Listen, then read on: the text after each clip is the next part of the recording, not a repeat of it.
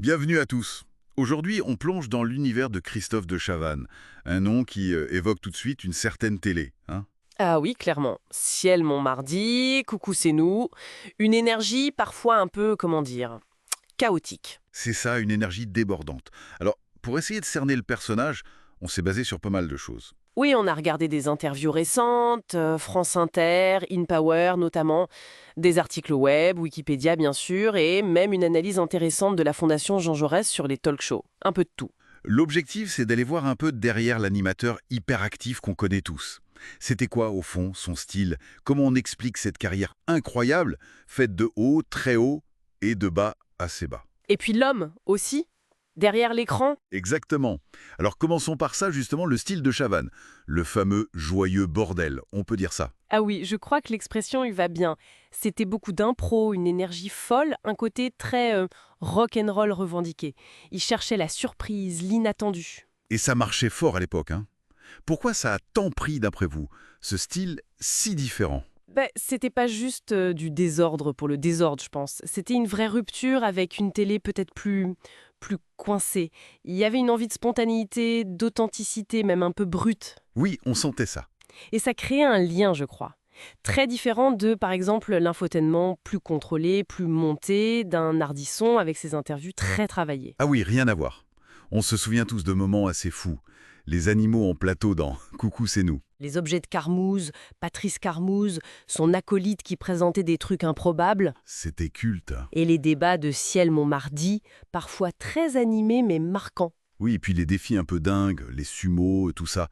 Mais il y avait aussi une intention derrière, il le disait lui-même, donner la parole à tout le monde.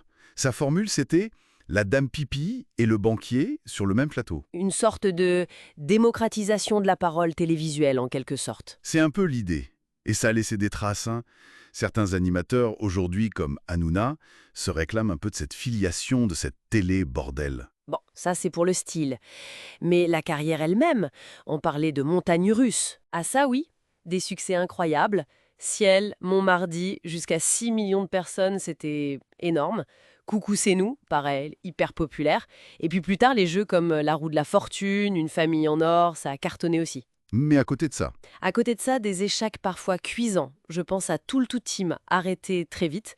Patrick Lelaye, le patron de TF1 à l'époque, avait parlé d'accident industriel, c'est dire. ah oui, c'était violent comme terme. Ça avait créé des tensions, d'ailleurs, non? Oui, un gros conflit avec TF1.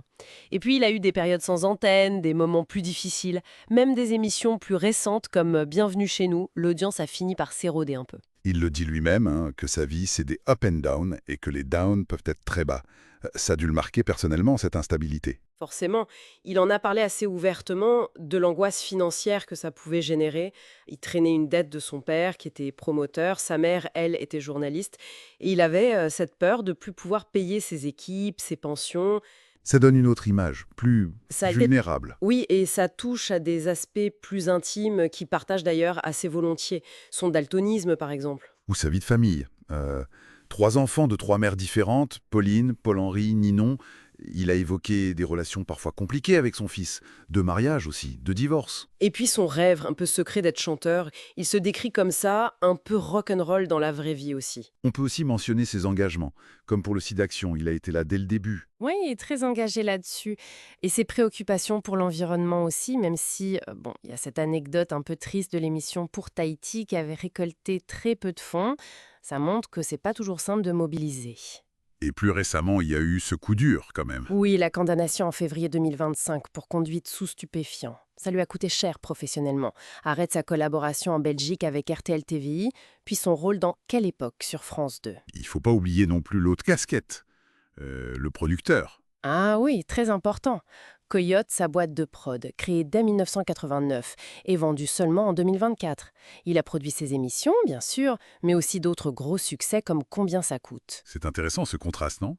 L'animateur qui semble tout improviser et le chef d'entreprise derrière qui doit être assez avisé. Tout à fait, ça montre une autre facette. Et puis, quelle longévité dans ce milieu, hein. Il raconte tout ça dans son autobiographie, sans transition. Et malgré les derniers revers, il dit vouloir revenir à l'antenne, hein. Il lâche pas l'affaire. C'est ça. Donc, si on essaye de résumer un peu de Chavannes, c'est vraiment une figure complexe, Animateur survolté, producteur malin, un homme qui a connu des succès fous et des chutes brutales. Un mélange d'exubérance publique et de vulnérabilité face aux aléas du métier et de la vie. Et ça laisse une question peut-être. Après une carrière pareille, ces hauts, ces bas, cette exposition constante, qu'est-ce qui pousse à vouloir revenir encore et encore sous les projecteurs?